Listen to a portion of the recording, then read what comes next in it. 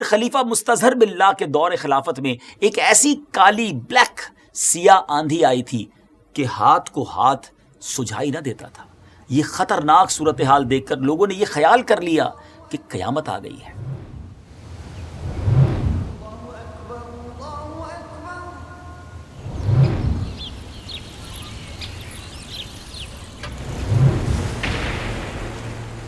السلام علیکم ورحمۃ اللہ وبرکاتہ۔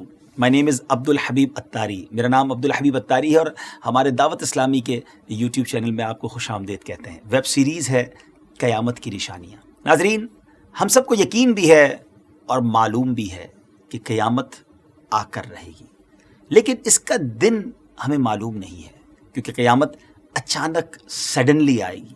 البتہ اللہ کے آخری نبی صلی اللہ تعالیٰ علیہ وسلم نے اپنی امت کے لیے اپنی احادیث کے ذریعے قیامت کی کچھ علامتیں، کچھ نشانیاں بیان فرمائی ہیں۔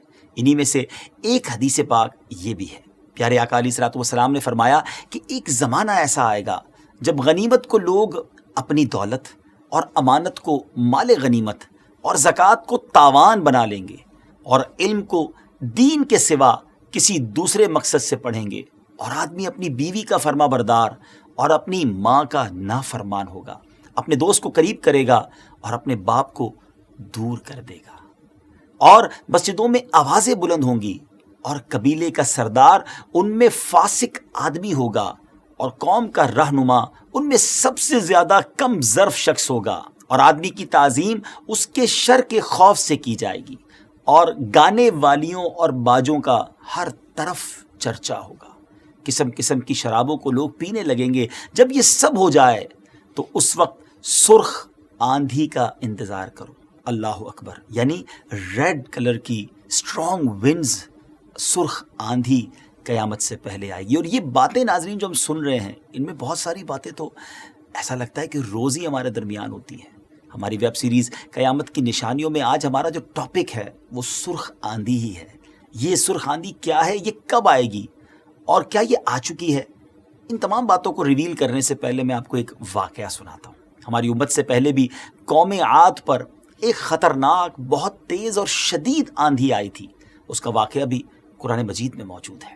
یہ قوم مقام احقاف میں رہتی تھی، جو عمان، جو آج کل عمان ہے، اور حضرہ موت، یہ یمن میں ایک سٹی ہے، اس کے درمیان ایک بہت بڑا ڈیزرٹ ہے، ریگستان ہے۔ یہ قوم وہاں رہتی تھی۔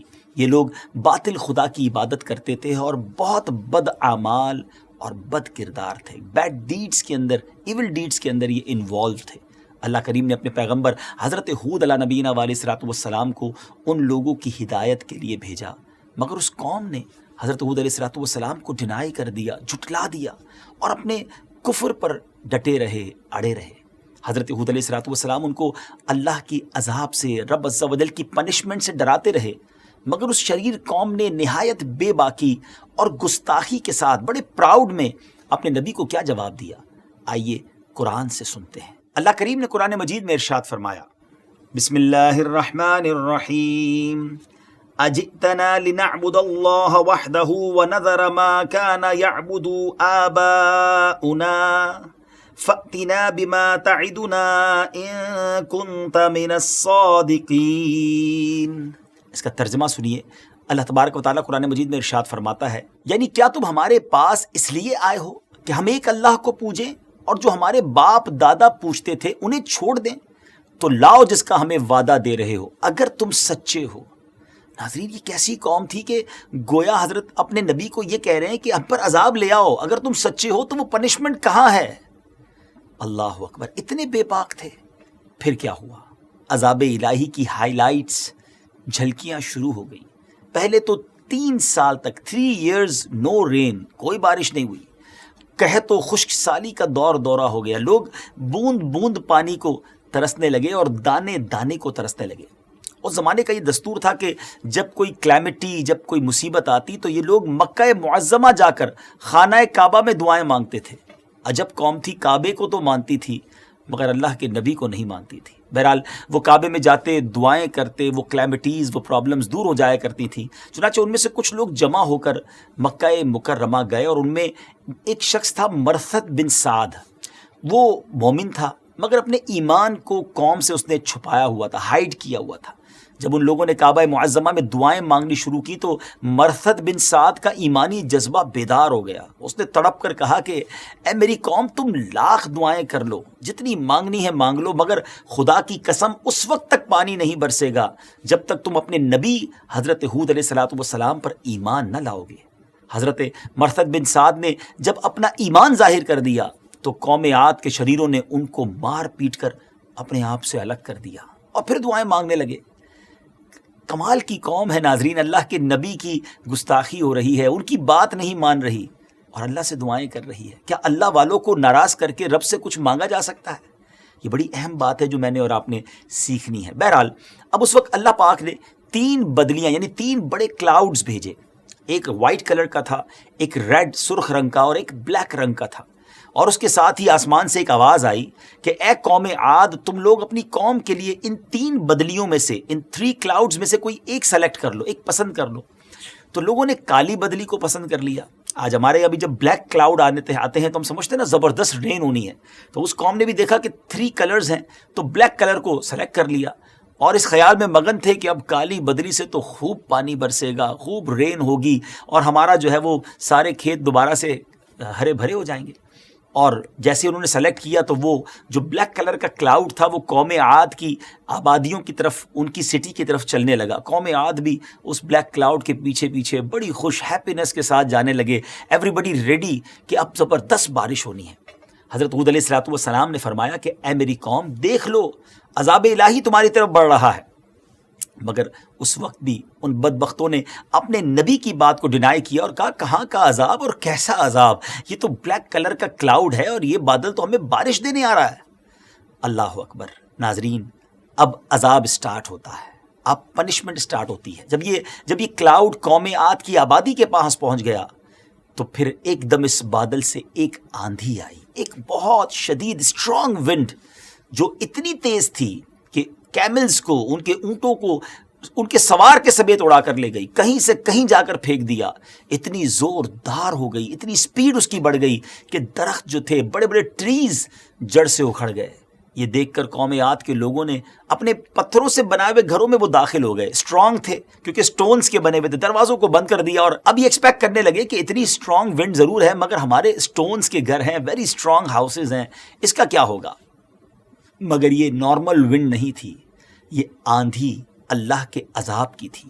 ناظرین، اتنی اسٹرانگ ونڈ تھی کہ دروازے اکھاڑ کر اس آندھی نے پھینک دیے اور پھر اتنی زبردست ونڈ آئی کہ اینٹ سے اینٹ ان کے مکانوں کی گویا تباہ و برباد ہو گئی.